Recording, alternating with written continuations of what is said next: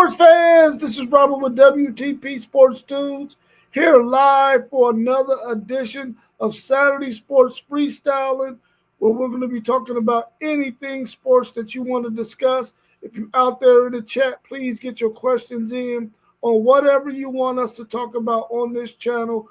Any sport, it doesn't matter. We're going to try to answer any questions that you have. I'm here this morning with my man SEC Sean, who did a fabulous job yesterday on NASCAR for Beginners Part 2. You got to go back and check out that video on SEC's podcast, SEC Sean's podcast on YouTube. Go check that out. How you feeling this morning, SEC Sean? Good. Little tired. Long night of high school football out of Texas watching, but got to get prepped and ready to go for this this good slate of college football. That's why Moss would be happy. I got my cup of coffee right here, so I know he'd be happy for me. So let's just get this day rolling and see where it takes us. Yeah, you mentioned Texas high school football. Can you explain to the audience how many different divisions there are, how it operates, and how many teams possibly get in out of each one of those divisions when they play in the playoffs? So Texas breaks it down into 6 different classifications. 1A is the smallest. That's actually 6-man football. And then, of course, you go 2A, 3A, 4A, 5A, all the way up to 6A, which is the big boys. And then it's broken down into 2 different divisions per class. So everything from 5A to 1A is pre-split before the season starts. They already know you're in Division 1, you're in Division 2. 6A does it as the playoffs start. And it's the 2 highest enrollments go to Division 1 and the 2 lowest enrollments go to Division 2. That's how they break down that. I wish they would do it all the same, but they don't for some reason. You get, I think it's in the first weekend of playoffs, which was last weekend, there's, I think, 356 games across the state. So 700, and it comes out to like 702 teams or 802 teams, something like that. It's an insane amount of teams that make the playoffs. And then they, of course, whittle it down by half all the way through the state championship games, which are always the Wednesday through Saturday before Christmas. It's a 4-day event at Cowboy Stadium there in Arlington. They do 3 games on Wednesday, 3 games on Thursday, 3 on Friday, and 3 on Saturday. And you can get a ticket for all of them. Used to be able to. I won't say that. You used to be able to get a ticket for a whole pass for I think it was $100. You get every game, and parking's included. Now I think they make you pay for, ever since COVID, I think they make you pay for every game.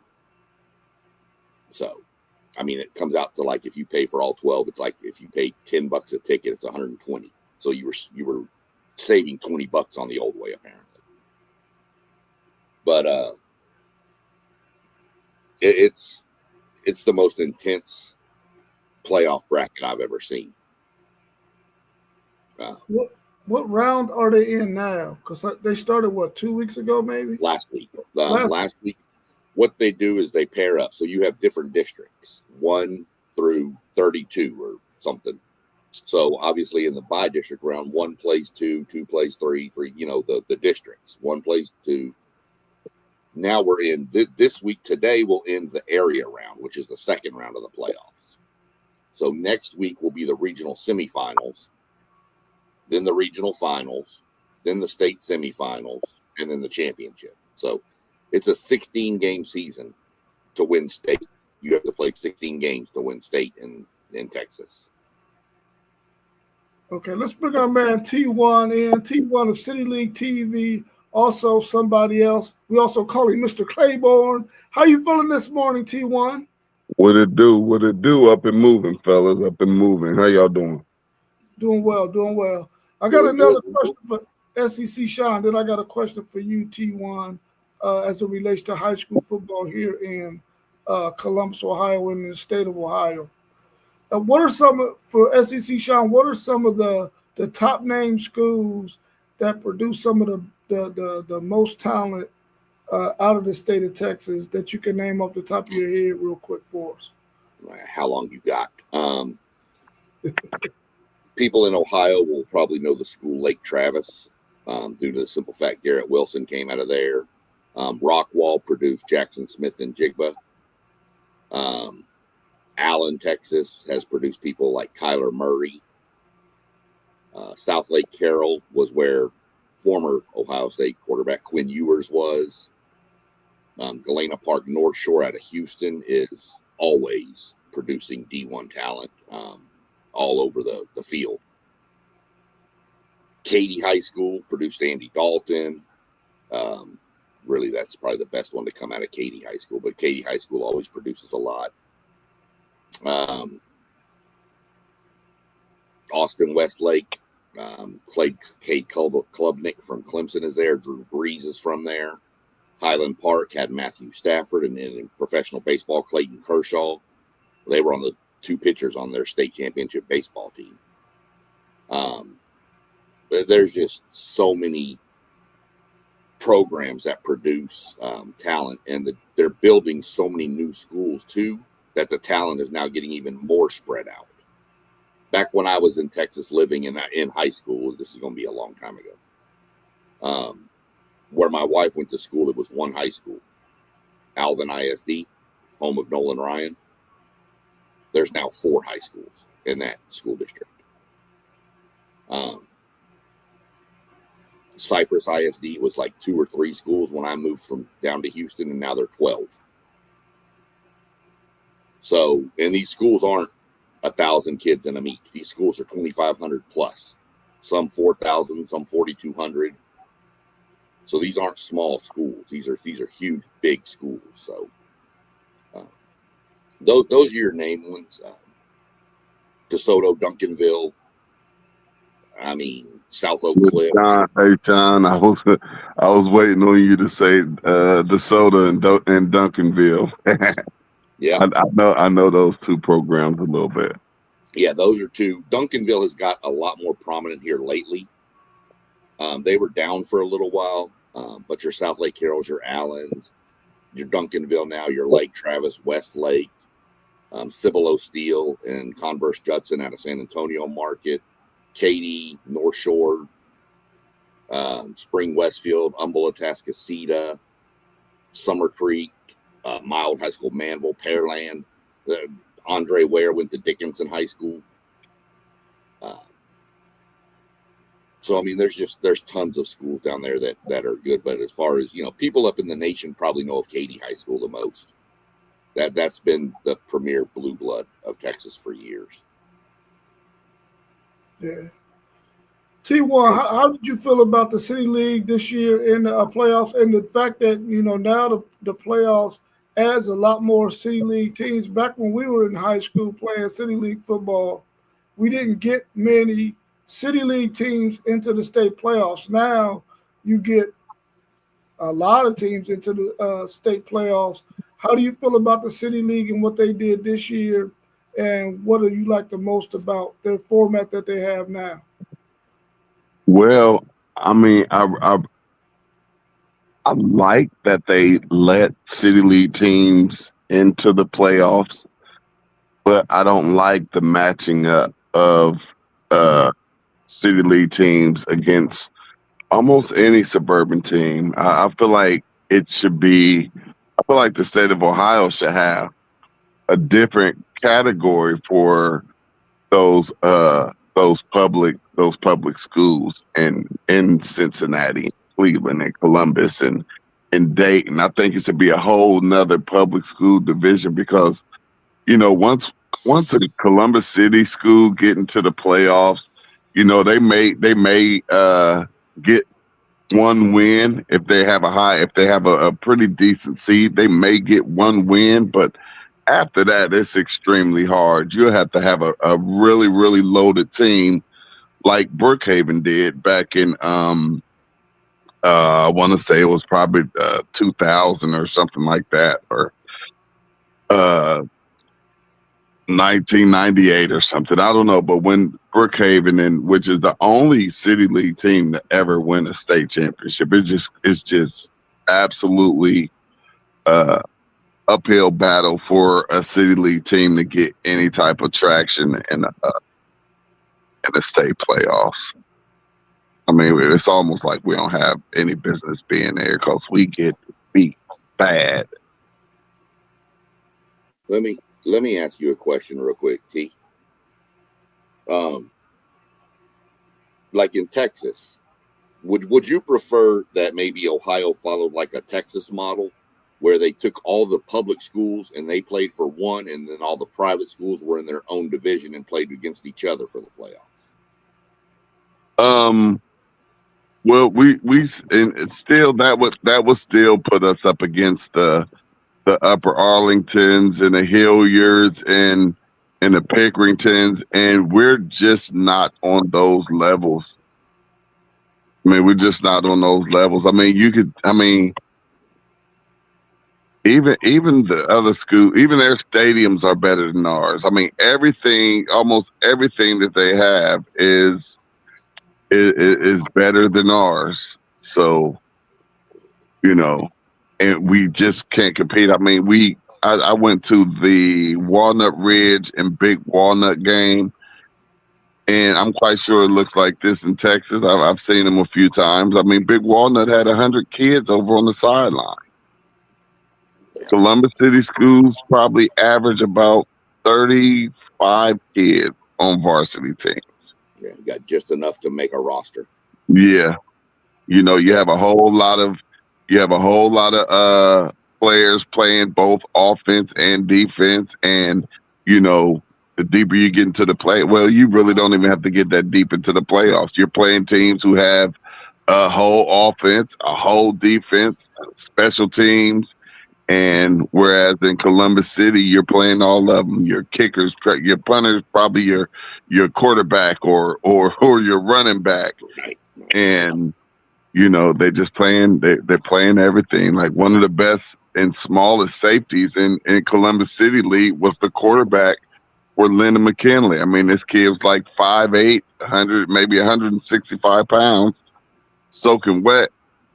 But he played free safety, and he came up, and I mean, he would lay some wood on you.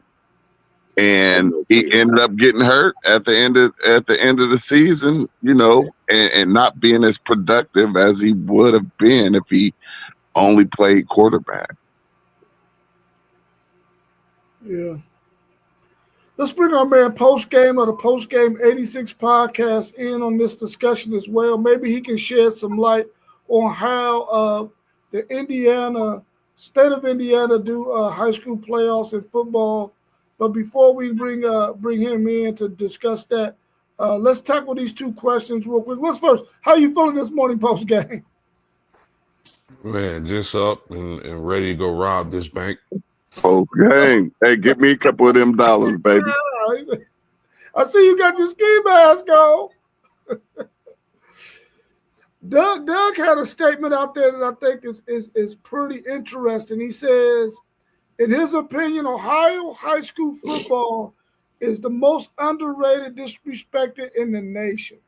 What's your thoughts on that statement, especially those of us who live here in the state of Ohio, who know that there's some really, really good football being played here in this state, and they produce a lot of really, really good talent in this state. What's your thoughts on what Doug just said right there? Then we'll go to Donnell's question.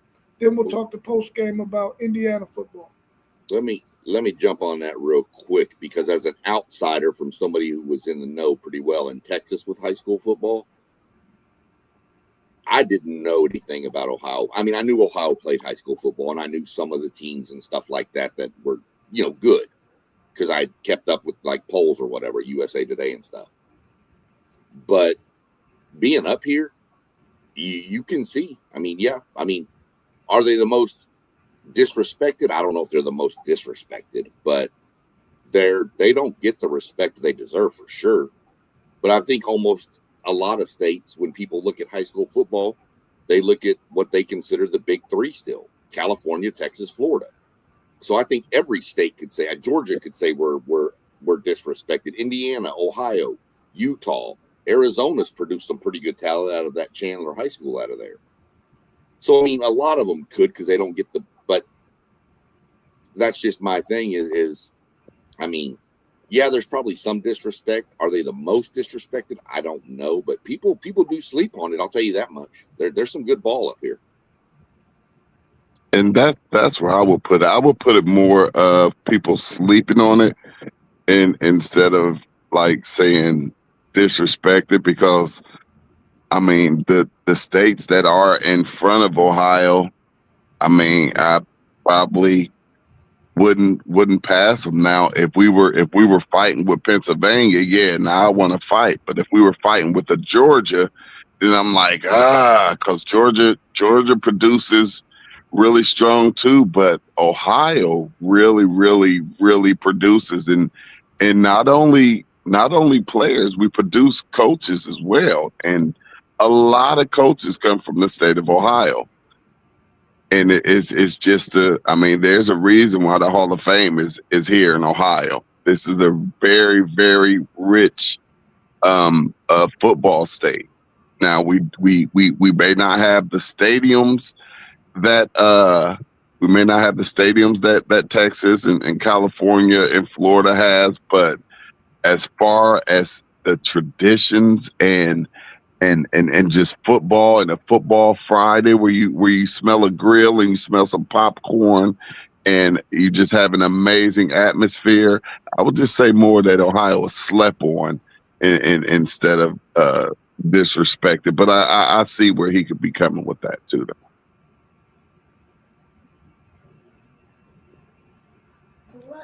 I have no clue.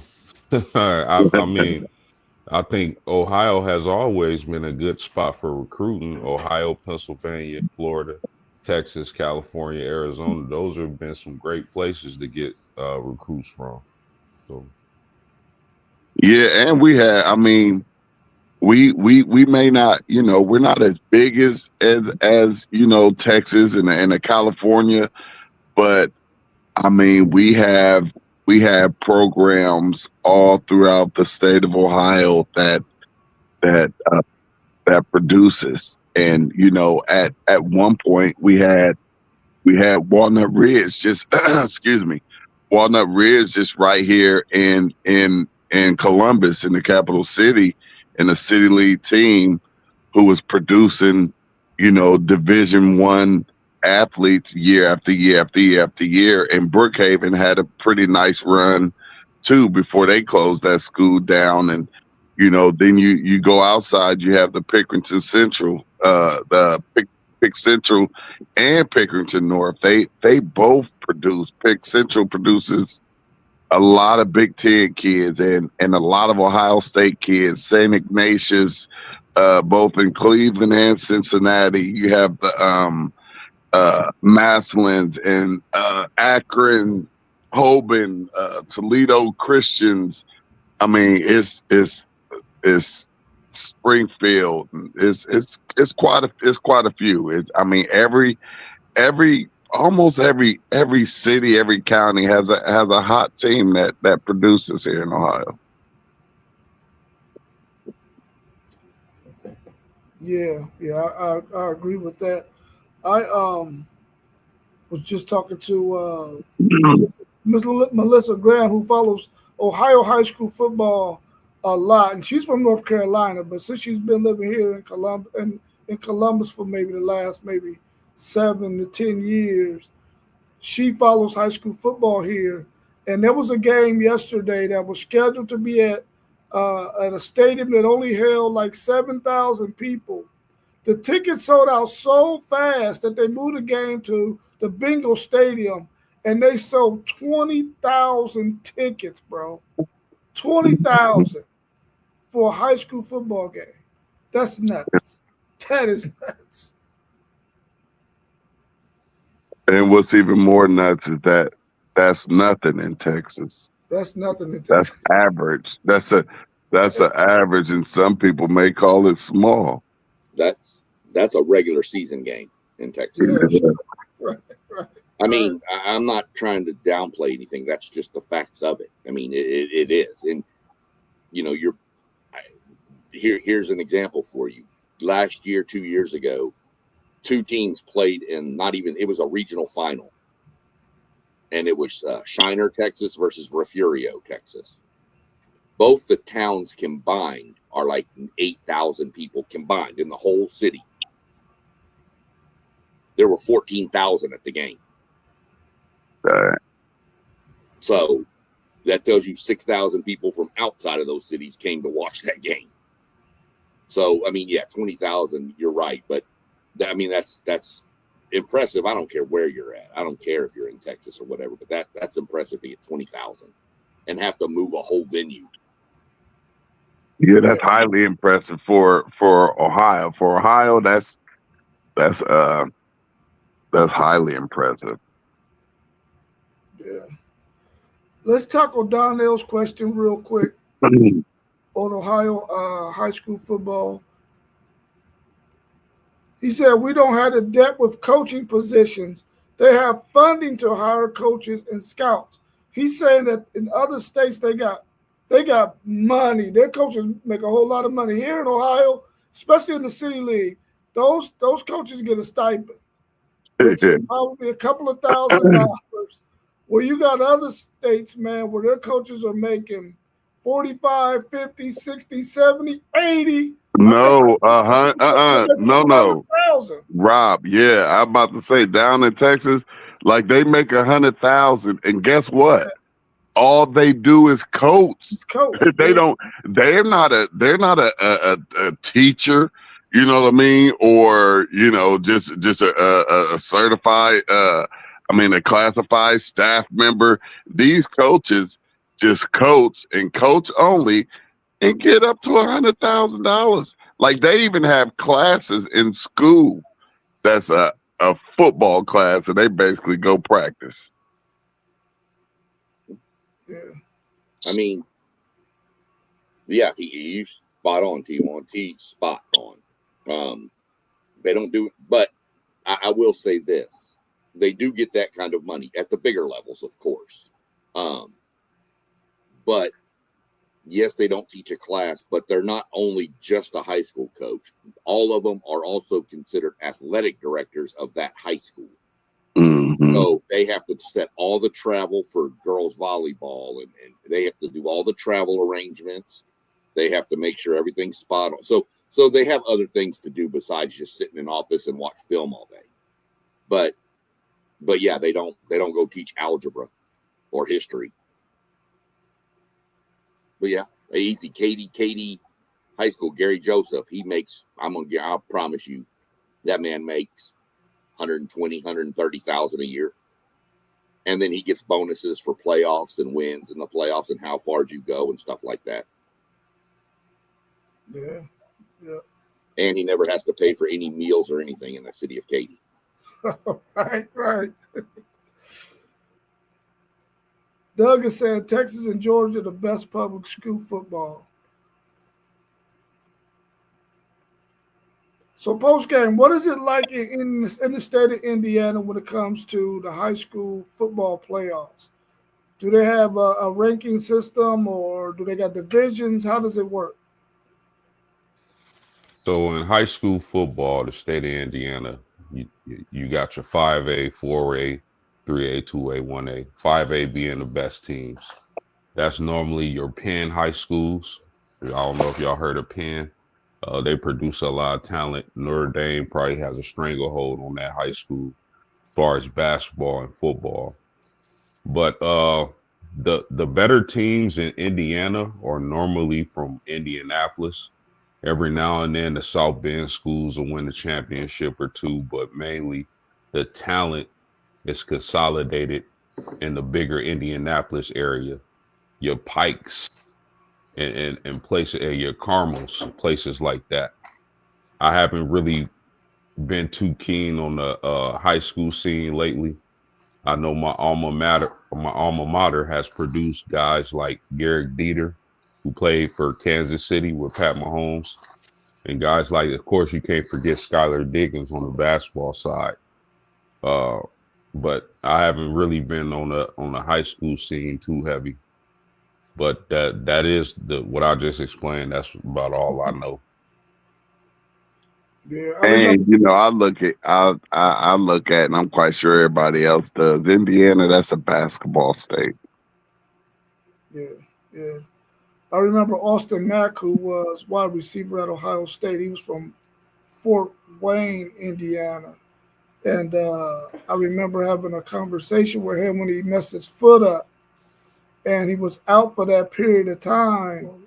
And he was trying to bring awareness to the mental health of athletes when they get injured because, when you at the Ohio State University, when your time comes to play, you really can't afford to get injured, especially at the wide receiver position, because there's a guy behind you that's waiting to get his turn too. And so he was struggling a little bit at the fact that he couldn't get on the field, and it was his turn. And he's a really, really good football player. In fact, he's one of the best wide receivers in the CFL right now. And he was just speaking to how his mental health took a hit because he wasn't able to get out there on the field to get his opportunity to play because he had gotten injured. And of course, at Ohio State, you got wide receivers galore, and he really didn't get a chance to see the field again. He ended up getting a tryout in the NFL with the Titans. He made their practice squad for a little bit, but he ended up landing in the CFL, where he's doing really, really well in the CFL. I think they even won a title in the CFL maybe a year or two ago. Let's turn the tables a little bit, and I don't know how much NBA y'all been watching so far, but LeBron is back in the lineup. How's he looking so far? How's my GOAT looking? Yeah, I want to hear this one because I didn't get to see his introduction to the 26 season. I mean, he didn't look bad. He I think the dynamics of that team has changed a little bit. I think Luka is the face of that team right now. Austin Reeves has came along. LeBron James is probably the third option right now. I mean, but when your third option can drop, 20 and 10 assists, we'll take that. Uh, he's looking okay. I don't think he'll be better than he was last year, but he'd probably be the same or worse. He's getting up there in age, and there's nothing wrong with that. So LeBron looking all right. I still don't see them winning the West. The West is too young, too athletic.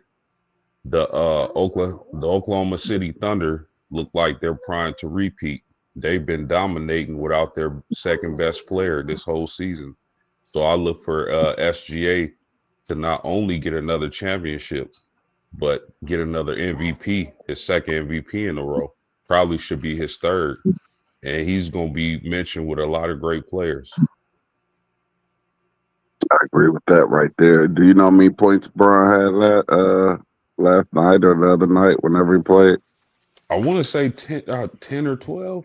Yeah, 10 and 11. Yeah, 10 10, and 11. 10 and 10 11, points, yeah. 11 assists, maybe 5 rebounds, something like that. Yeah. Yeah. Which I think that should be his role, man. I mean, I really think he should be on his farewell tour, even if he's gonna stay in LA for Right. this year. He should be on his farewell tour because that's what he got to be reduced to. You got to be reduced, and it's not a bad thing, but this is the role you got to play in a young man's game, man. I mean, the West, like Folks said, is very, very young. Go ahead, do your farewell tour because for the rest of your career, you're going to be an assist man. That's going to be it. You're not going to be the guy that's going to be doing the scoring for your ball club.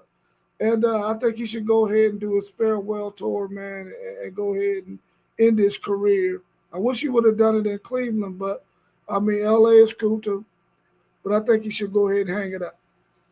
Yeah, I mean, I'm with Post on this one. I mean, it's Luka's team now. Yeah. I mean, everybody knew that when they got Luka over there, that was going to shift the guard to try to. And again, it's not a bad thing. It's father time. He's undefeated. Okay, so it is going to turn into Luka's team, and you got Austin Reeves over there. So I don't think it's a bad thing. I think LeBron needs to understand. That's the biggest question: is can he understand his role? And I think LeBron is mature enough to understand.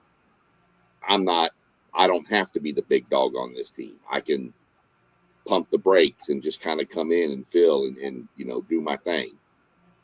So I think, that's how he has to look at it. And I'm pretty sure he will, because he knows that's probably going to be the best chance for them to win a championship. If him and Luka start fighting over the ball and who's going to score the most, that team's going to start falling down. Yeah. But what do y'all think about? I saw the Mavericks are entertaining trade options for Anthony Davis. Oh yeah. I don't blame him. I don't either. Maybe they should try to trade him to Los Angeles for Luka. I don't know. Yeah. What do y'all Dallas think? would lose their whole organization for that trade. That was if that wasn't the most under the table alley oop, that just made zero sense. Everybody know Anthony Davis is Glass Joe, and you trade him for the next, one of the leaders of the NBA. I mean, just absolutely mind blowing. I just feel like they played in our face with that. In no way, in no world, do you trade a Luka for Anthony Anthony Davis? In no world. That's just lets me just confirms how I feel about sports, and it's bogus. And they work together, and it's almost like that Saquon Barkley to Philadelphia last year. That right there was, like you give up nothing and send him right to someone who he can help go to a Super Bowl, and that's what they did. Yeah. That trade that Dallas did with LA reminded me of when Philly gave up Brad Doherty, the chance to draft Brad Doherty for Jeff Rulin. I'm like, crazy. We probably would have went back to back too. What do y'all think about Wemby being out for a few weeks? How would this affect the Spurs? Because he came in hot, man. How would that affect them Spurs and the chemistry and all that of that ball club? It's Well, this is. Go ahead, Go Paul. ahead. Oh, my bad. This is why I said, you got to pump the brakes on Wemby. I know everyone is excited. I was excited. We understand the type of talent, the unique blend of size, athleticism, the ability to handle the basketball. He's just an alien. He's a freak.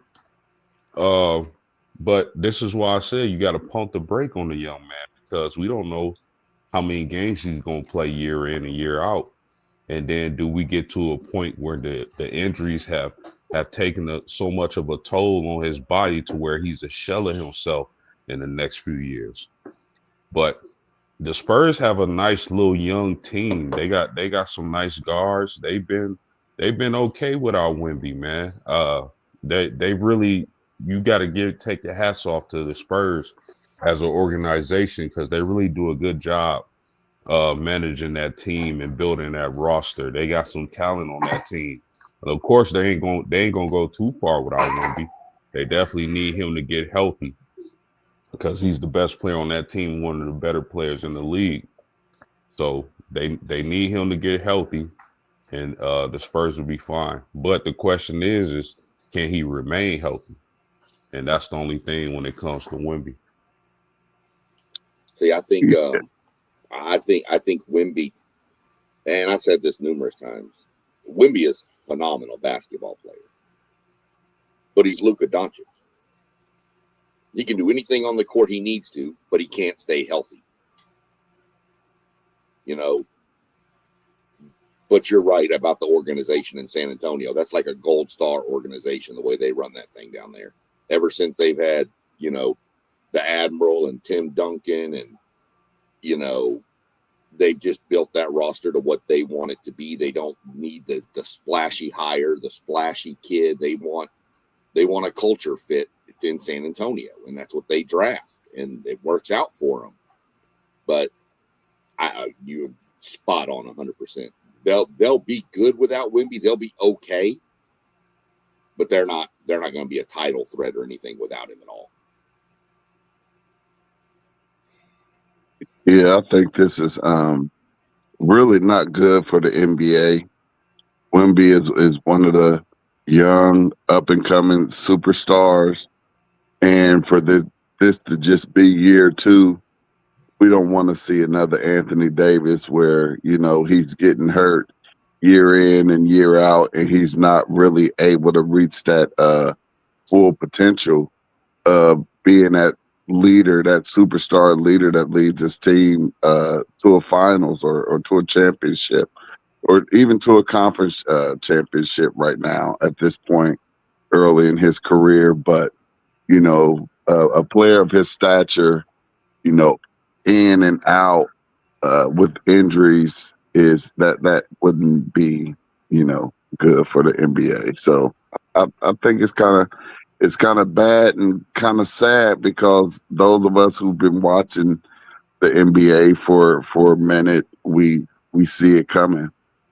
We see it coming with him just being injured year in and year out because his bones not being able to, handle all of that running up and down the court. Yeah, it's starting to remind me of Yao Ming, man, and how Yao Ming couldn't get his feet together. He kept on having all these feet injuries, having that kind of size, and then having that kind of weight on him. And Yao Ming was so talented, much like you see with Wemby. Of course, Wemby can do everything. He's guy has more skill sets than Yao Ming, but Yao Ming was tough back in the days when he was playing. And it sort of reminds me of that. And I hope that this young man can, whatever it is that he could do, maybe he needs to change his diet. I don't know. But when you're that tall and you got that kind of skill set and you're trying to do the things on the court like a guard, sometimes your bones just don't move that way. Your muscles just don't move that way for you. So hopefully he can figure something out, man, and can stay on the court because he is a dynamic guy to watch. I gotta ask y'all because I know I've been watching the NBA for a very long time. Y'all been watching the NBA for a very long time. It sucks playing NBA fantasy because every single night someone's out. What Yeah. is the difference, man? Because back in the day, players wasn't missing games like this, and you would think with the difference in medicine, with the upgrades in our medical fields, that this wouldn't be the case. What the heck is the difference? I think it's the wear and tear that is on these young men's bodies by the time they get to the NBA. They're playing so much AAU ball that you know these guys are going into maybe that 1 year college where they just got done playing 50, 60 games, 70, 80 games in the previous season. I'm surprised that LeBron didn't get hurt as much as he probably could have because the amount of games that he played, like just at the beginning of his career, I mean, he went all the way into June, like for the first, I don't know how many years of his career. Then he was playing in the Olympics. I just think I think the AAU is tearing up basketball a little bit, and these kids they're playing too much basketball. So you think the AAU circuit is ruining basketball, not only culturally but physically? Yeah, I think that they are playing way too many games, and it's starting at an early age. Like you have fourth and fifth graders right now playing, you know, 30, 30, 40 AAU games a year. And now they even have fall leagues. So it's not just AAU. Like basketball is pretty much year round here in the state of Ohio, and it wasn't like that when we were in high school. See, I I agree with you post game too, though, and UT won. But I'm wondering, does pace of play have a lot to do with it now? Go back to, I say the older days. Go back 10 years ago. You weren't seeing 130 to 125 games. You Right. go back to the 90s with the Bulls and even the Pistons, all them when they were, those dynasties back then. A good game for them was 97. 97, 92. You didn't, 100 points was like exciting back then. Now, if you don't get 100, you're not going to have a chance to win the game most nights. So I don't know if that has something to do with it, but I agree with you. I used to do fantasy everything, basketball, baseball. I haven't touched fantasy basketball since they started this load management stuff. I got a lineup. I got Luca. I got him. And all of a sudden they all sit. So, me and my high school buddies had a conversation the other day, and maybe they're overtraining as well, because we talked about us growing up. We didn't train. All we did is went right over there to that rec center, and the homies, we ran that 5-on-5 just all day and all night as much as we could. Wasn't no training, all of these drills and all of it, and wasn't even hardly no lifting weights. You know what I mean? Not for basketball and football, yeah, but as far as basketball, maybe they're overtraining as well, because like I say, just the amount of mileage that some of these young men have on their legs is high. It's high. You really, really have young kids right here, right now in the AAU circuit, and they have the top fifth grader, the top sixth grader in the country, the top seventh grader in the country. And for you to be able to be on that list, you have to be playing a whole lot of AAU basketball. Yeah. It's almost seemed like that's become the prerequisite to even making it to a good school or even into the NBA, man. You got to play all of these AAU games. Otherwise, you're going to fall behind some guys. And maybe that's the sentiment that these players have. I got to play as much basketball as I can to get as good as I can get. But at the same time, they're wearing their bodies out, man. I agree with every point that has been made so far. I don't know what the answer is, but man, something has to give, man, because you're starting to see now that some of these athletes are starting to even get burnt out on the sport at an earlier age too. They're just getting to the point where they're pushing themselves so much that they're falling out of love with the sport that they love playing for so many years. And I think there got to be some kind of balance to it at some point. It can't Man, you can always play be 10 about games. You could play a AAU weekend. A kid can play 10 games in a weekend. yeah, That's crazy. that's nuts. That's nuts. Yeah. and FYI, that weekend is not Friday, Saturday, Sunday. That's Right. Saturday, Sunday. Okay. Right. Right. Yeah. Is it too early? Can OKC repeat? Absolutely.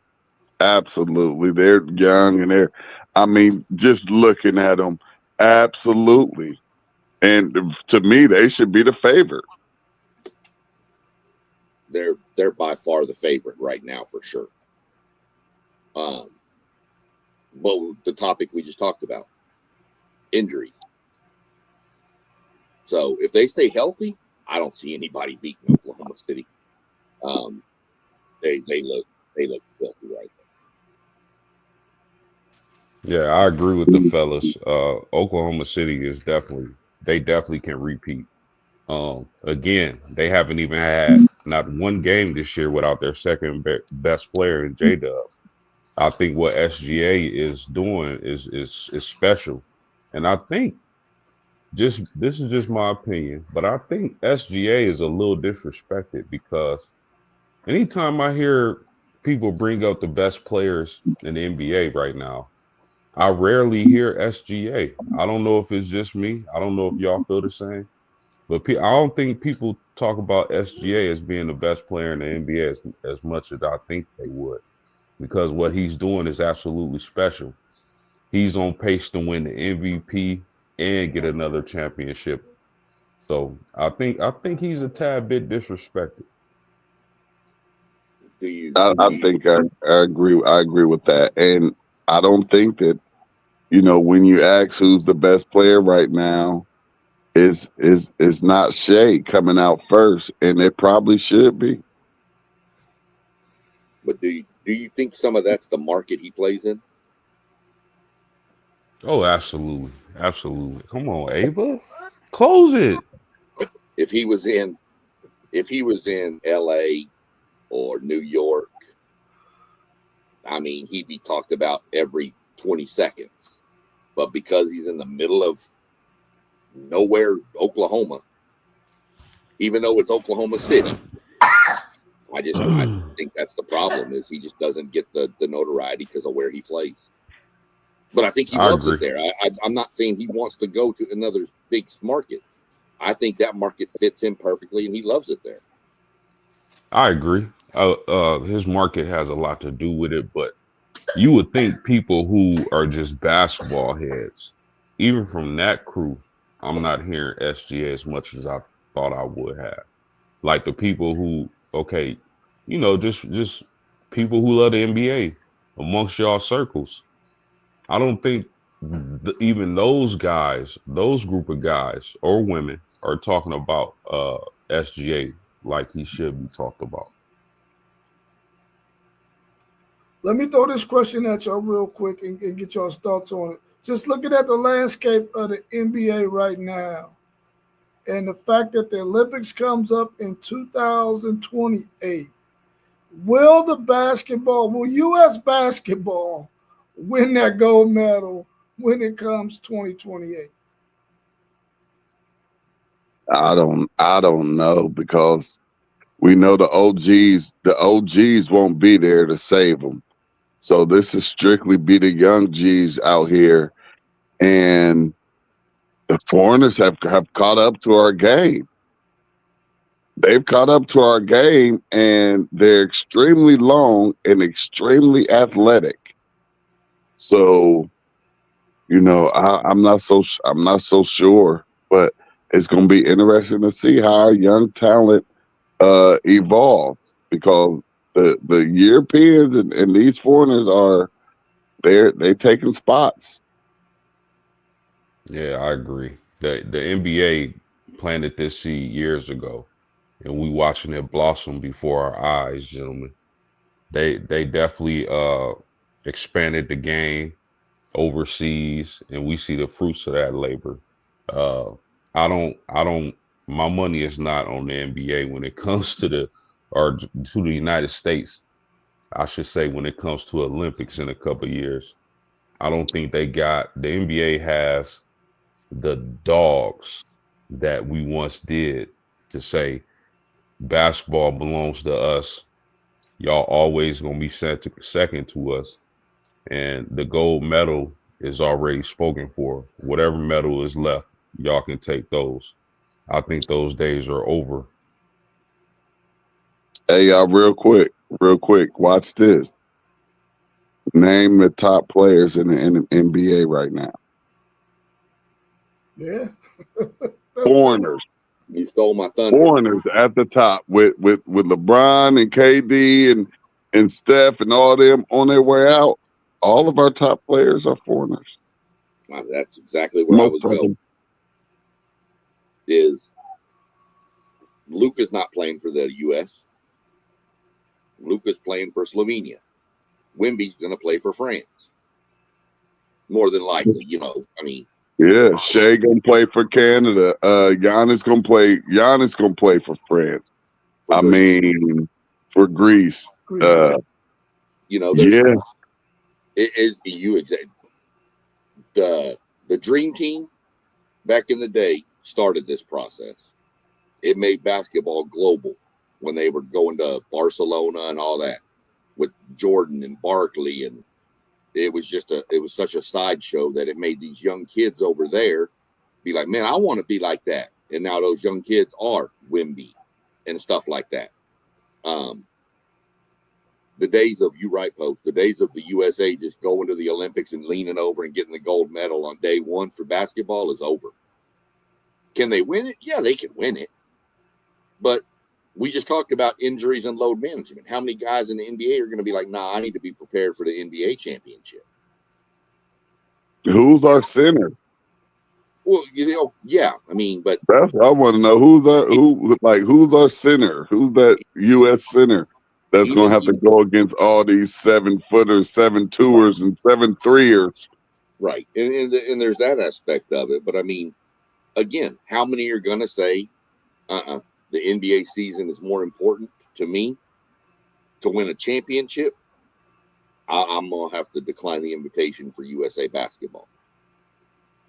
And all of the foreigners, they take that world basketball stuff very extremely serious. They rather win that just as much as they won an NBA trophy. 100%. Even back in the day after the Dream Team stuff, Michael Jordan came out and said how excited he was to play on the Dream Team to represent the United States. You don't see that anymore. But yeah, these kids from Luka from Slovenia, that means the world to that dude. If he can get Slovenia into the semifinals or the gold medal game, or hell, win the gold medal, man, he'd be more of a star than he is in his country. Yeah. Well, let's take a pivot and talk a little bit of NFL action. What team or teams are looking really good right now in the NFL as we go on the back stretch of the NFL season? Who's out there looking really good to you right now that you think can make a run, possibly can make it to the Super Bowl? New England. I don't know. New England was slept on, and I think they're just putting it and saying, nah, we're still here. We had a couple years, but nah, we're still New England. We know how to run a franchise. I'm not sure that I'm believing what I'm seeing in the NFL right now. And what I mean when I say that is I'm not ready to put my money on New England. I'm not ready to put my money on Indianapolis. And I'm not ready to count out Kansas City or Buffalo. It's not a lot of football left because we're already now past the halfway point. But I don't know what I'm seeing right now. I don't know if we're getting some parity in the NFL, but as of right now, I don't know who I can trust right now. This team seems to be wide open. Wide open. Anybody can get it this year. I think anybody can win this thing this year. Good point. Except for the Titans. Or the Bengals, or the Browns, or the Jets.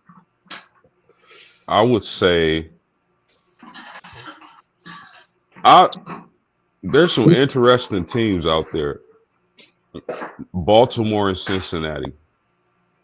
Baltimore, I think I got my eye on them. I got my eye on Cincinnati just for the simple fact. You got Joe Burrow, T. Higgins, Jamar Chase, and that three right there can win a lot of shootouts. We know we know they're not gonna stop anybody, but that offense would be crazy if Joe Burrow reunites with his receivers. New England, I'm not 100% sold on them. I definitely want to see them. And Buffalo may have fallen off a little bit, but they might win that division. Kansas City, this matchup against Indianapolis is going to be telling this Sunday. I believe it really is. We're going to really find out how good the Colts are. we're gonna find out if Kansas City is out of there or not. So that's gonna be a huge game. One team I think people are sleeping on just based on the moves they've made on defense is Dallas. We know Dallas and Dak Prescott are going to score, but getting Quentin Williams and that middle linebacker from Cincinnati and getting healthy on the back end of that defense looks like it has done wonders for that team. So I'm with T1. I believe it's wide open, and we'll see how it shakes out. But it's a few teams that are very interesting. I'm actually also kind of curious if the defense keeps playing like it does. That Houston team's pretty scary. And you get C.J. Stroud back with them receivers healthy, get any kind of running game going, man. Well, I told y'all Thursday. I believe I was the only one who picked Houston. No, like that defense. Is that me and Zay? Yeah. Okay, yeah, that defense. Zay saw what I saw. Yep. That defense is legit. I believe they sacked old boy like 8 times. Yeah, they went crazy Thursday. They went crazy.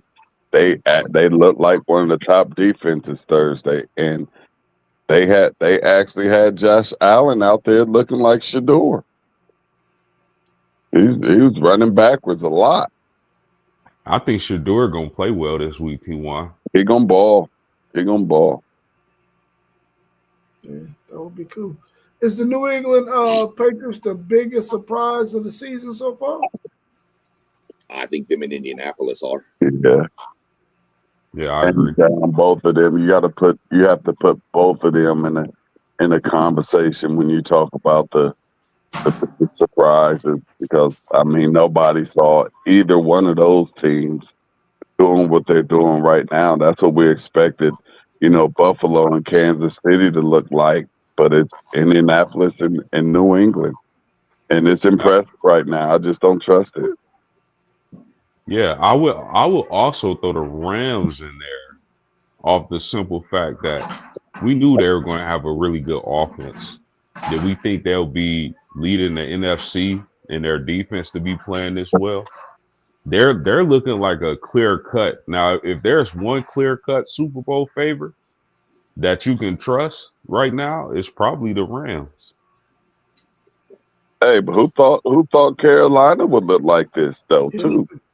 Yeah, Carolina. What about Carolina? Throw Carolina out there, because I don't think I had them looking the same way they looked last year, not winning a lot of games at all. Is Bryce Young the quarterback? Say that again. Is Bryce Young the quarterback in Carolina? Yeah. Oh, okay. I think he's been. But he had been hurt. Yeah, wasn't he out with a concussion or something? Yeah, he was out, and was it Andy Dalton in there balling for him? Yeah. The Red Raven? Yeah. Oh, yeah.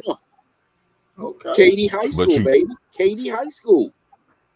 But to his credit, man, I think Bryce Young is coming off his career game last week. I think he threw for over 400 yards in that game. Right. So we'll see if he can keep that momentum going. Because him and Tet McMillan, I always say McMillan, but McMillan, the rookie wide receiver, he's been balling also. We'll flip that question a little bit. Who's your biggest disappointment? Atlanta Falcons. That's a good one.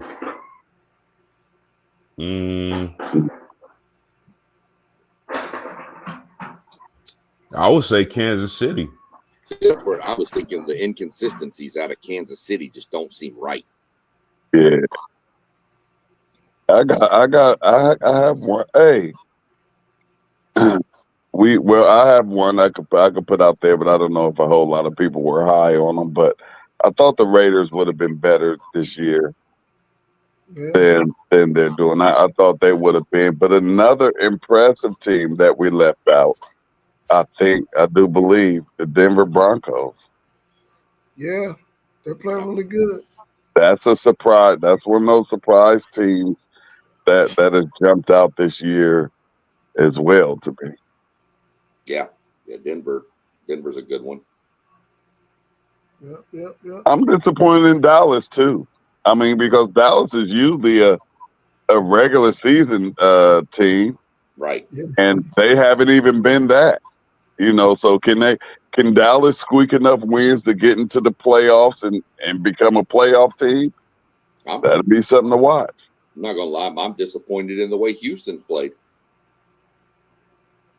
Yeah, Houston was, I early, mean, you go out early. and get, well, yeah, you go out and get, yeah, early. I mean, they're playing better now, but I mean, you go out and get Christian Kirk to help with that. You've got receivers everywhere. I know Stroud's been injured, but even when Stroud was playing, they were still not. They looked so out of sync. Yeah, he started off really But bad. now, but now that defense is coming on. Okay, now we got I mean, D'Amico Ryans was going to get that defense rolling, but you got the defense playing good. So now when he comes back, I don't want to say this about any player, but all he's got to do is be above average. And if that defense plays like that, they're going to wind up on a run. I think not having Joe Mixon healthy this year really hurt that team because what Ryans wants to do on offense is run the ball first, and that sets up everything else. But they've been solid with Woody Marks and Nick Chubb. Nick Chubb obviously isn't what he used to be, but that combination of Woody Marks and Nick Chubb has been solid. But I think the thing that made them get off to a slow start was the injury to Joe Mixon. Yeah, I think that was a really good point about Kansas City and Dallas. You got two teams that knew they had some Achilles heels the season before, and they didn't really address those Achilles heels, man. And it's like you can't be a top-notch organization in the NFL and you don't go out and address those issues, man. And for another year, Dallas did not address their issue, and Kansas City didn't address that running attack, man, the way they needed to. You can't think that Patrick Mahomes is going to be able to keep working the magic that he worked 3, 4 years ago. They're going to have to start addressing those issues because he's getting older and he ain't going to be able to do those same things as teams catch up defensively on whatever the coach is scheming up for them. So, Andy Reid, I think they need to go ahead and address some of them issues, man, if they want to make another Super Bowl run. What should Ole Miss's position be on Lane Kiffin? I know they're going to address this after the Egg Bowl and see what's going on with this whole Lane Kiffin thing because he is the buzz right now out of all the coaches, and it's almost like he's the first domino that needs to fall before this whole coaching carousel thing gets worked out. What should Ole Miss's position be on Lane Kiffin? Throwing him the bag, whatever he wants to make sure that they can keep him there and not send him to another SEC team and watch them have the success that he's having right now at their university. I agree. I think they got to do what it takes to keep him in Mississippi. Uh, I, I just don't know what's going to happen though. I don't know. Maybe them announcing that there's going to be an announcement is the sign that he's leaving. I don't know. I would want to know what y'all thought about that. But if I'm Mississippi, man, I'm doing everything it takes to keep him there because I think they can build on the success they got this year and really turn that to a juggernaut in the SEC possibly.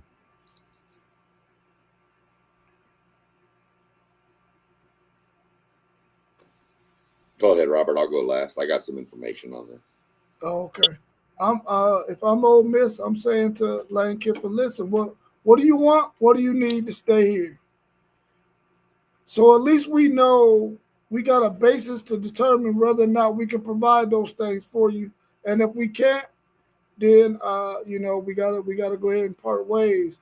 But I think at this point, with all of this stuff swirling around about him possibly going elsewhere, I need to know as an Ole Miss organization. I need to know, hey man, what's your plans? What would you like to do?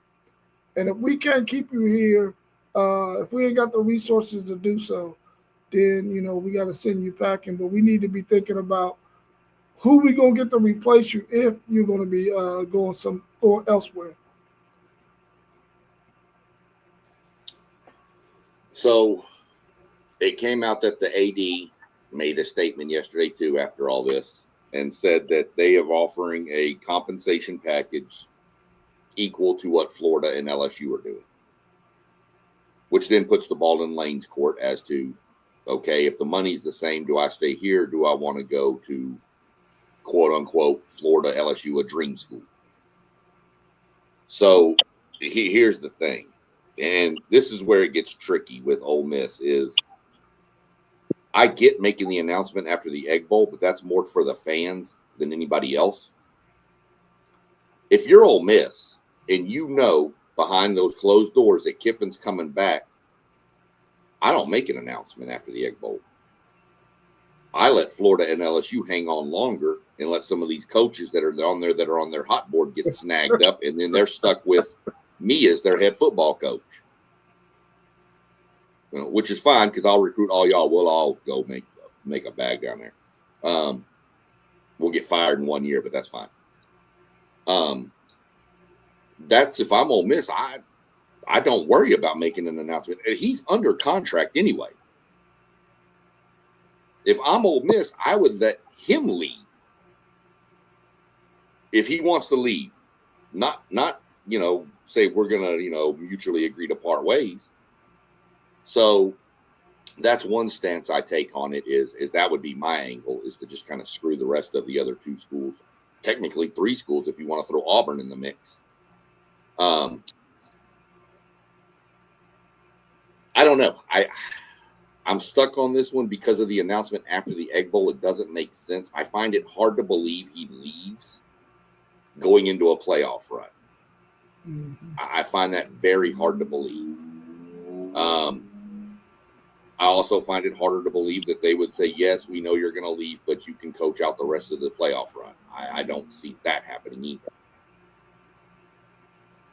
So, we're going to find out more. I mean, obviously, it's probably the best thing to do is to say that, because you can always go back and say, well, we've had more discussions and we're going to postpone the announcement another week. Oh, we're going to postpone it another week. You can always do that.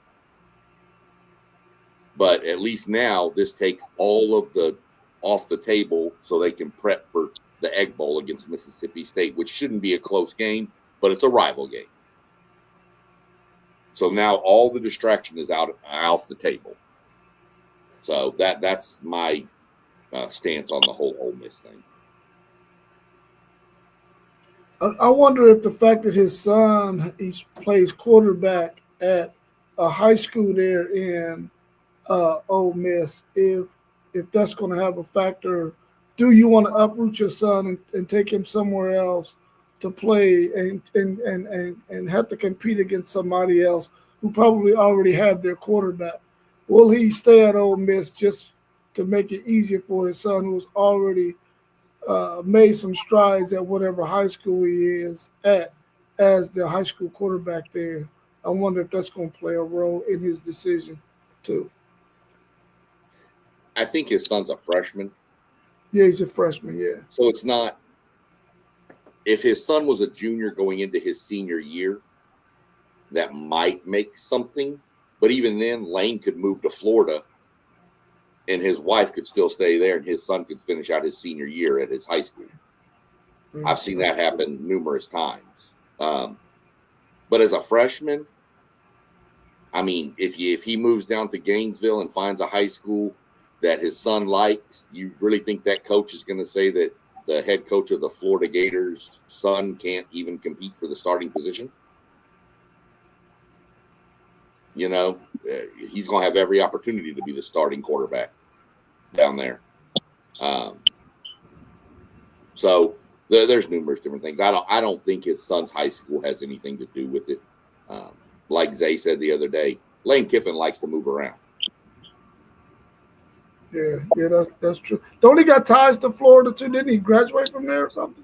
I don't know if I think he, not necessarily Florida, but I think he's got ties to the state of Florida for sure. Oh, okay.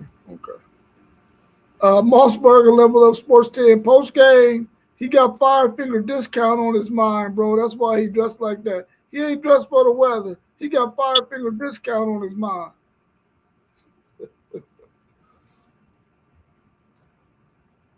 Do y'all think that the media puts these coaches in bad spots with all of this pub about they going here and there and saying this and that? This coach is going to the NFL or all this other stuff. While these guys are still coaching these college players, they're still out there recruiting. Does the media put these coaches in bad spots? I don't think so. I think they actually help them. I think they actually help their market value, and all the coaches have to do is just sit back and watch the the schools, the universities, the teams, fight over them. Like Lane Kiffin right now, he winning. He winning. He has not just one or two options. He got three options, and could have a fourth. I'm quite sure if he want it, but he's just sitting back and loving life. And look at Franklin. He chose to go to Virginia Tech and say bump the money that Penn State owes me. I still can go make my money. I still can coach my football and still, just live the life I've been living. So I think they're actually helping the coaches. I mean, I'm kind of indifferent on this because, I mean, it doesn't take a rocket scientist to know a coach is on the hot seat. Ray Charles could see James Franklin was in trouble. Ray Charles could see that these other schools with vacancies were going to come calling for Lane Kiffin. So, I mean, I'm indifferent on it. So you got good points, T1. You got really good points on that, where it does help them marketability. Do the media put them in bad spots? I don't think so. I mean, if the media puts a lot of people in bad spots, but let's just call it what it is. Hey, are you going to be the coach next year at Ole Miss? Yes. I have no desire to leave. I'm not leaving. I'm staying here. So the media is made to ask the questions. How does the coach answer it? Is he going to lie to the media? Possibly. Nick Saban did. Nick Saban said, I have no desire for the Alabama job. And 2 days later, where was he? At the Alabama job. So, I mean, it happens all the time. But, I mean, if the coaches would just answer the question, whether it's truthful or not, it's not a bad spot. The media is made to ask the questions, and it's up to you how you answer them. But as far as marketability, yeah, if Lane Kiffin got a nickel for every time his name's been mentioned in the last 3 weeks, he wouldn't have to worry about coaching. He could go buy like Bermuda just off them nickels.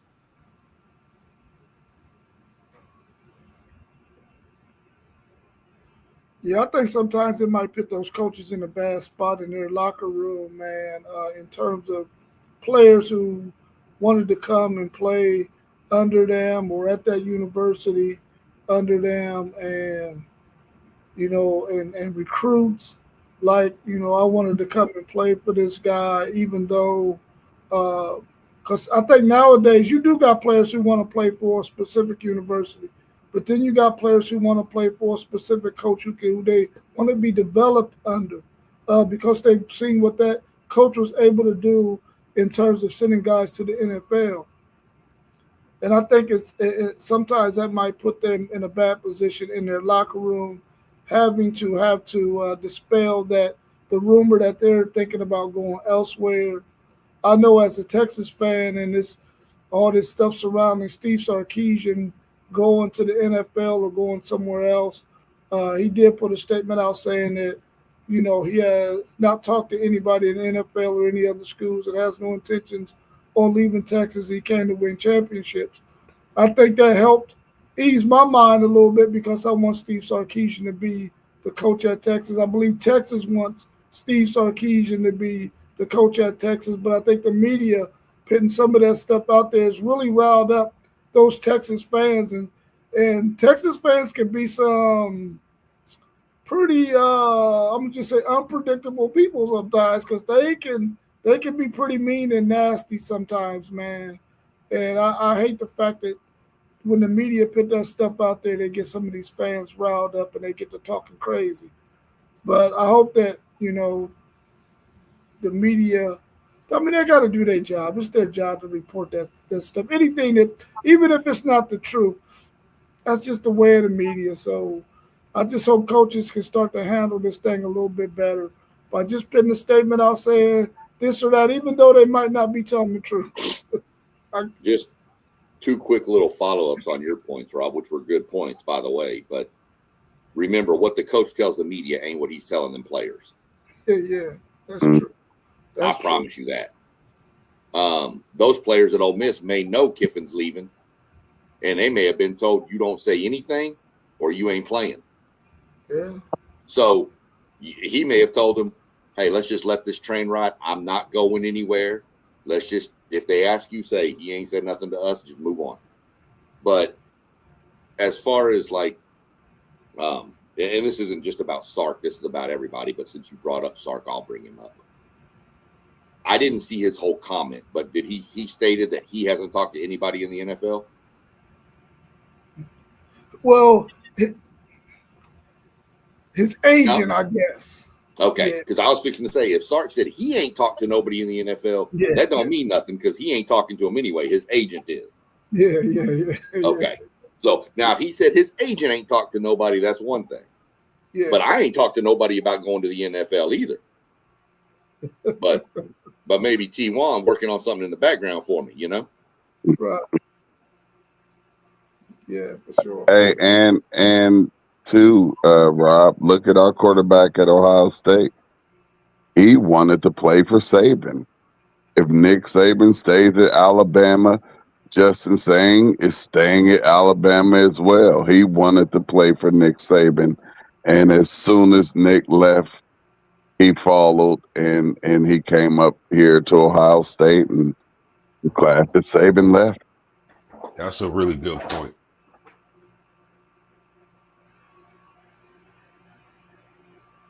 Yeah, 20 years ago, you went to a school because of the school. Yeah. Now, maybe 30%, 40% go to the school because of the school. But most of them, it's a coach. Yeah, that's profound because you look at a school like Notre Dame. Notre Dame, we talked about in the chat the bad coaching hires they had in the 2000s. Well, I ain't going to say Brian Kelly was a bad coach, but he wasn't a coach that was the best fit for Notre Dame. But you look at a guy like Marcus Freeman. I've never seen Notre Dame in my lifetime get the kind of recruits we're getting, and it's all because of Marcus Freeman. Now, Notre Dame brings a lot of value with their diplomas, but we weren't getting the type of players we have now until Marcus Freeman stepped on the scene. I mean, yeah. Go ahead, Pete. Go ahead. I'm gonna say this too. Brian Hartline is a year or two away from being out of Ohio State, and we're not going to have a drop off from as we see that players also follow coaches.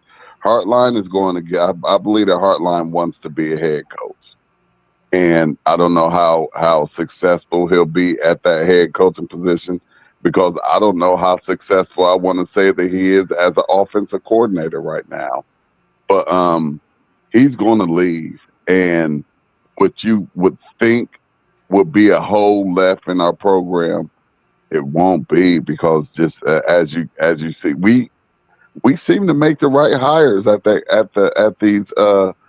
these positions. Like Patricia came in, we thought we'd lost a really, really good defensive coordinator, and here we go. We're plugging And I could see the same thing happening in that wide receiver room if Hartline decides to go on and take up one of these head coaching jobs somewhere.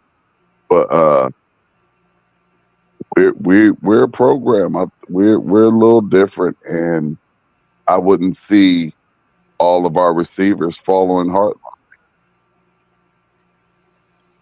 100%. I mean, Hartline's name's starting to get floated more and more and more for the Arkansas job.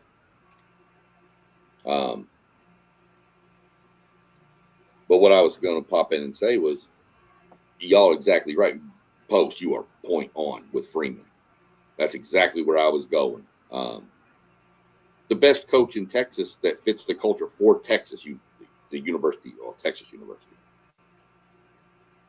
was Mac Brown. Mac Brown knew how to hold the donors' hands, kiss the babies, all that political stuff. Tom Herman didn't. Charlie Strong didn't. Sark, I don't know yet. It's still up in the air with that one. I don't think he is as keen on the boosters as he probably should be, but whatever. Jimbo wasn't a culture fit for A&M. Yes, Jimbo's a hell of a recruiter, but he can't develop anything. So you're right with culture and fit. In Ohio State, you spot on with that, T. Straight. You make the right hires. Everybody thought, Ohio State's defense going to go backwards. Going to go backwards. They lost Jim Knowles, best DC in college football. No. They're better. Yeah, that's a fact. All those are really good points. Y'all got anything else y'all want to add before we go ahead and end the stream? Do y'all got any upsets today? I need everybody that's 10 through 16 to take an L. So those are my upsets. Y'all got anybody y'all think gonna get upset today? Hold on, let me get my get my game schedule up, and I'm gonna give you probably about 85 upsets. Hey T1, you being a Big Ten guy, and I don't think you was on the stream for our picks on Thursday, but how do you see that Oregon USC game going? That's a really big game probably the biggest game on the slate.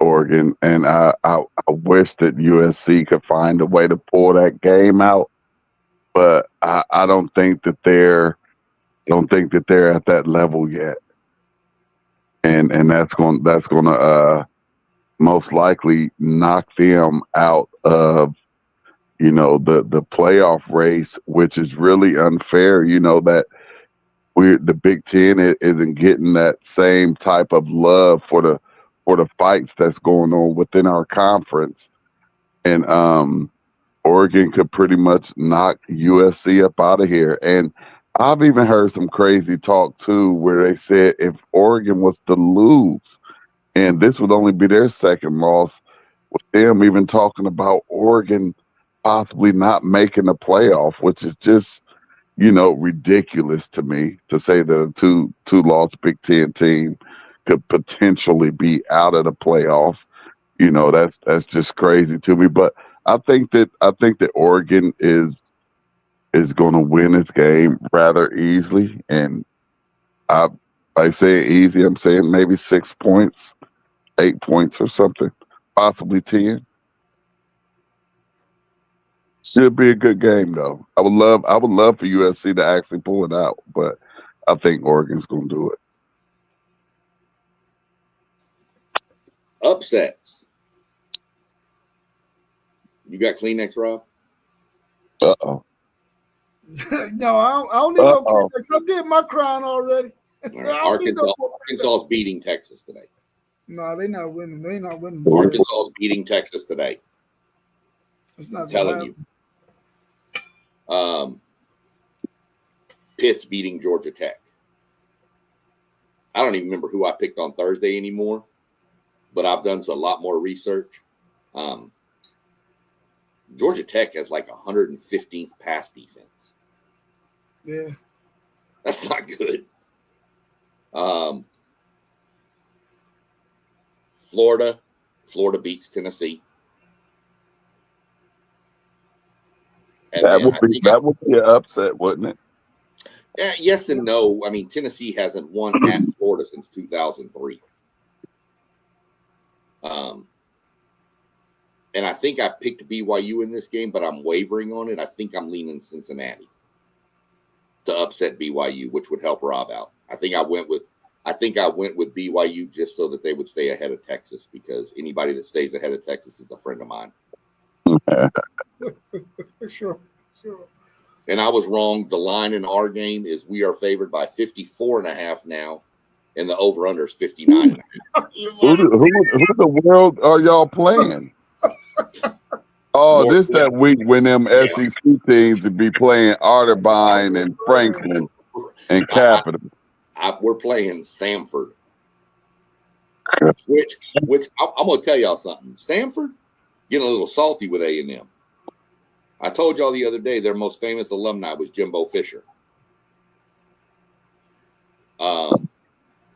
Jimbo Fisher's son is the kicker at Samford. They made him a captain.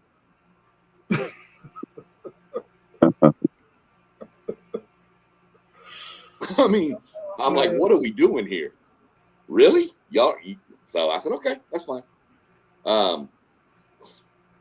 Those are some I've got. I don't see Missouri upsetting Oklahoma, but that could be a really good game. But I really do. I think Texas is going to struggle with Arkansas's power running game. Those running backs at Arkansas are big, dude. Yeah, they're big. They're big. And Taylor Green is just a freak. Yeah. We'll see how it goes. Mossberg, you might as well go ahead and iron that Ohio State shirt, bro. Put it on a hanger, because you might as well get ready to wear that sucker, man, because y'all not making no bowl game. Go ahead, get it ready. Yeah, Moss, I did some more research looking on stuff after Thursday. I got to switch him. He even said that's 2 picks I've switched, but I got to. I had done a bunch more research and looked up some numbers. Got to go with it. I will tell you, I took Rutgers on a parlay with the spread. Well, that's like the Rutgers really. No, you took Rutgers with the points, but I could. Ohio State don't cover them points a lot, especially when they're at large. I want to see what Ohio State. I want to see what Ohio State's offense. I want to see how that offense clicks without Smith and Tate. I think they're going to make it a point to make it. I don't think either one of them are going to play today. No, they're both out. They've both been ruled out today, which is smart. It's the right thing to do. Yeah, we got a long season ahead of us. Might as well go ahead and sit them. You need a break. I mean, I'm sorry. You those kids, we just talked about load management in the NBA. Those are, these guys are professional athletes too, but these are 18 to 22-year-old kids, man. You talk about load management for 30-year-old men. So don't take no chances. But yeah, I did. Trust me, I did a parlay with a bunch of crazy spreads, but I put $1 on it. That dollar pays out like 150 if it hits. And I think I saw a little bit of NFL and a little bit of grooming in Jeremiah Smith last week, with him limping off the field the way that he did. I don't think he was that hurt. And these guys are getting paid millions of dollars now, so that means they also need to understand the whole game and how this thing works. And I really don't believe that his injury was as bad as he made it look for the camera. As soon as I saw that, I'm like, oh, okay, yeah, he not playing next week. They gonna rest him. He ain't playing. Tate ain't playing. So, yeah, I really didn't buy that he was like hurt like that. It was it just seemed like it just was too much of an emphasis on having that camera on him, and him just limping, as if he almost needed carried to the locker room. Just my thought. And I meant to mention this early, Rob, when you asked me the first question of the day about the football stuff. I'm just going to let everybody know, if they go check my channel, they'll see a high school bracket breakdown, and we get a little more in depth and stuff over there. Me and Doug, we're going to be doing another one after next weekend to kind of re-rack the bracket for the last 3 rounds to go through it.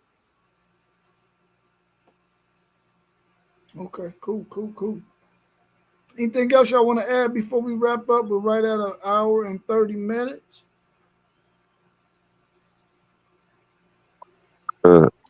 Woo pig suey.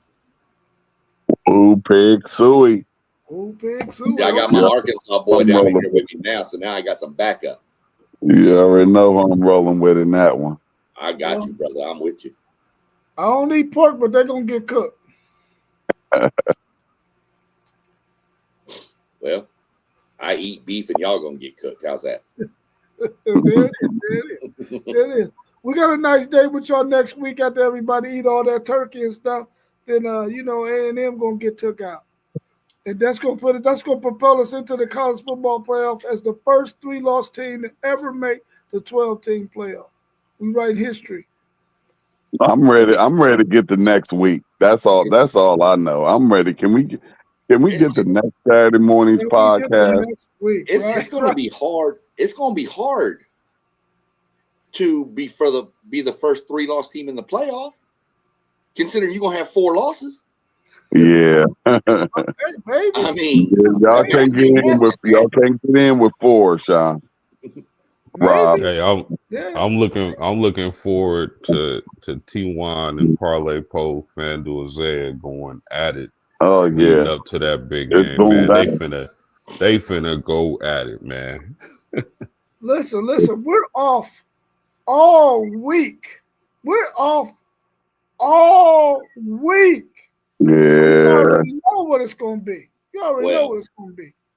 I got to work Monday, Tuesday, but I'm leaving Wednesday about 2 a.m. to drive down to Arkansas with my mom for Thanksgiving. So, what part of Arkansas are you going to, Sean? About an hour outside of Fayetteville, just south of Branson, Missouri. What's it called? Harrison, Arkansas. Harrison, okay. Yeah. So I'll be out Wednesday. I'll be driving. Thursday, of course, Thanksgiving. But I'm almost positive if anybody out there, you see them channels at the bottom, subscribe to them, because there's going to be some stuff going down next week across all these channels. I think the only one who ain't got a rival in the whole mix is Poth Game. Yeah, well, and Moss with his Florida State Notre Dame love. Not sure where he's at right now. Poth Game got a rival. That dude sitting next to him. That's a rival. Independent versus the conference guy. Right. Well, that's that rival, but Post game, just get to sit back and watch all the fireworks next week between all of us, especially you. Get to enjoy it, live a good life. Hold on now. Actually, technically, Stanford is a rival.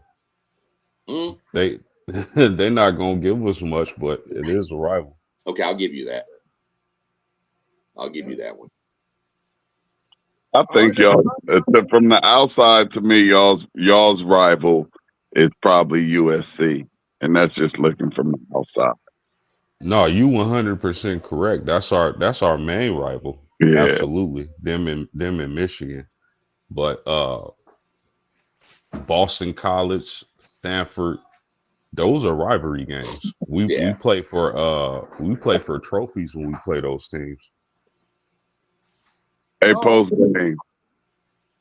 Is that a beard mask that you have on? A beard mask? A who? A beard. Is that for your what you have on your head? What's going on today, man? Is that one of those things for the beard where you moisturizing your beard or something? No, we finna hit the bank up, bro. Listen, after today, we really on it. After today, man, we finna have a whole studio, all that, man. We're gonna have a tour bus. Let's go. Make it happen, Captain. Let's go. Let me answer Moss real quick. He asked about his nephew's high school back in Texas. They were in the playoffs. and they were playing the number 1 team in their classification. No, they did not get the upset win. They got beat 42-21 by Frisco Lone Star. So, good season, younger team. They'll be back next year, but nope, they couldn't pull the upset.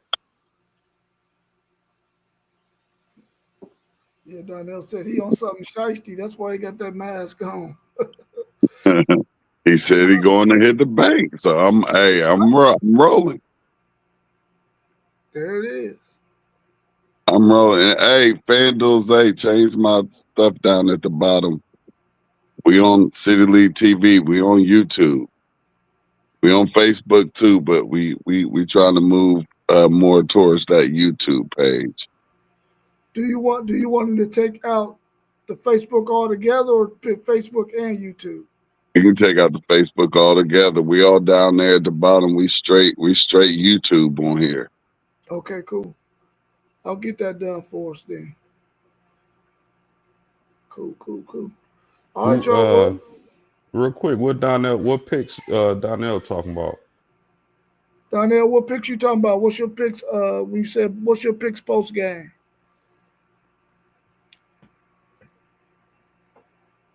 Hopefully he'll chime in real quick so we see what he's talking about. I wonder if he wanting to know the picks for your banks to hit in what order. Oh, college game day. Oh, okay. Oh man, we probably trying to get out of here, my man. You can definitely hit up the Thursday stream. All our picks are in there, my man. Who you got between Pitt and Georgia Tech, real quick?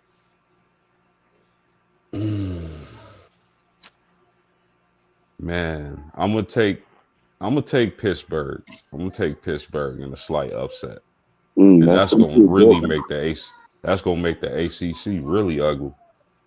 Yeah. What about Oregon and USC? I'm taking USC in the upset. I think Oregon can really run the ball and control the clock, but when life gives you lemons, you make lemonade, and I think Makai Lemon is gonna have a day.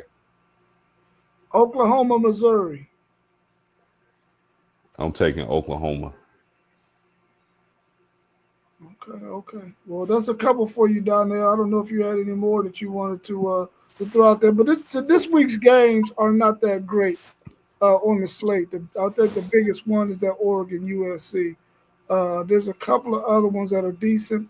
Do Tulane win today over Temple? Yeah. Oh yeah. Okay. Tulane win, North Texas win. I think that'll set up. I think if they both win, I think that locks them into the championship game because I think they have a tiebreaker advantage over Navy.